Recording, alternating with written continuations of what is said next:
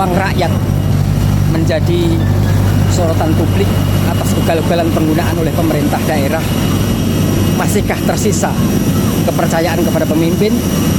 Karena dari penjuru ujung ke ujung semuanya cerita memilukan yang ada di negeri ini.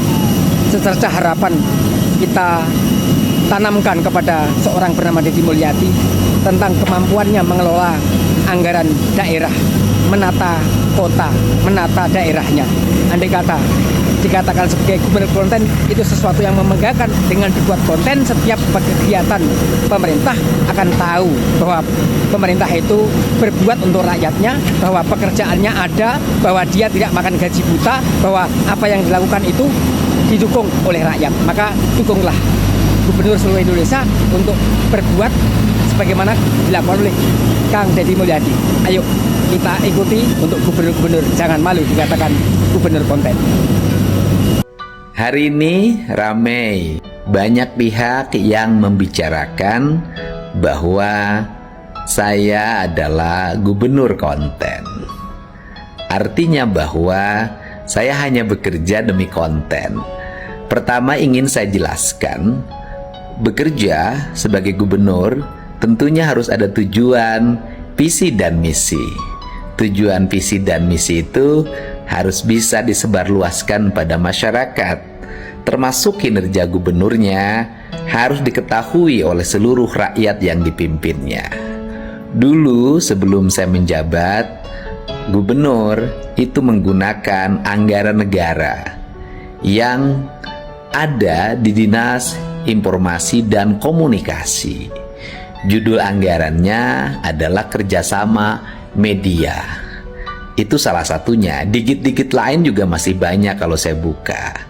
Di kerjasama media ini tujuannya apa sih? Tujuannya agar seluruh langkah-langkah gubernur, kebijakan-kebijakan bergubernur, pekerjaan-pekerjaan gubernur itu bisa dimuat oleh berbagai platform media.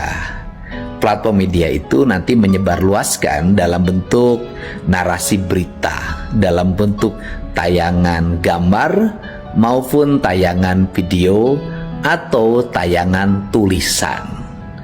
Dan kerjasama media itu memakan biaya yang cukup besar.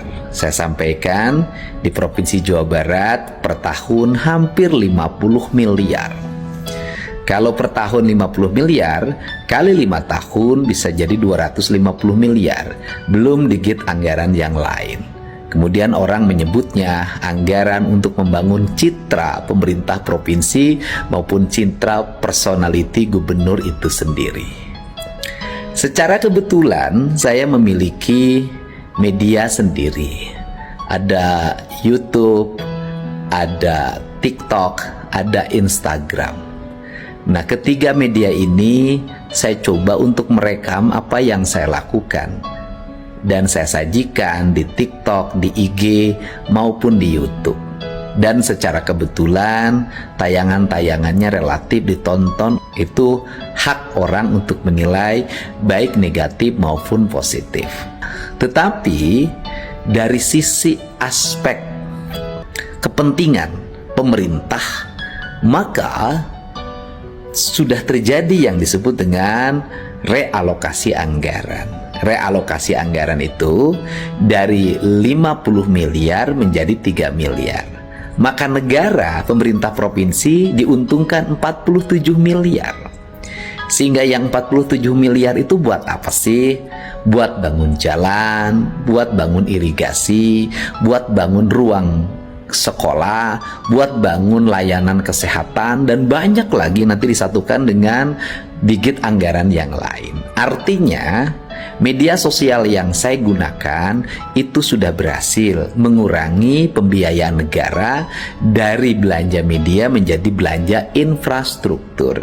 Tentunya sudah tentu akan dirasakan oleh masyarakat. Kapan akan dirasakannya? Ya, nanti setelah pekerjaannya selesai dikerjakan.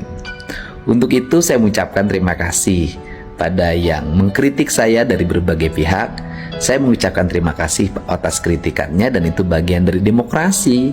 Dan yang paling utama, saya akan tetap menjalankan apa yang saya lakukan. Yang terakhir adalah biasanya pejabat itu selalu di belakangnya wartawan.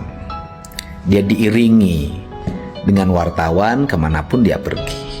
Saya secara kebetulan saat ini kemanapun tidak diiringi wartawan. Saya cukup dengan anak-anak saya aja yang mengambil gambar kemudian saya muat. Dan tetap pada akhirnya wartawan bisa menulis berita. Dari mana menulis beritanya? Dari platform media yang saya miliki. Bisa ngutip dari IG, bisa ngutip dari TikTok, bisa ngutip dari YouTube. Bukankah ini bermanfaat bagi kepentingan orang banyak? Tetapi kalau tidak dibicarakan, ya tidak akan pernah rame. Hatur nuhun ya, buat yang suka dan yang tidak suka, kedua-duanya sahabat saya.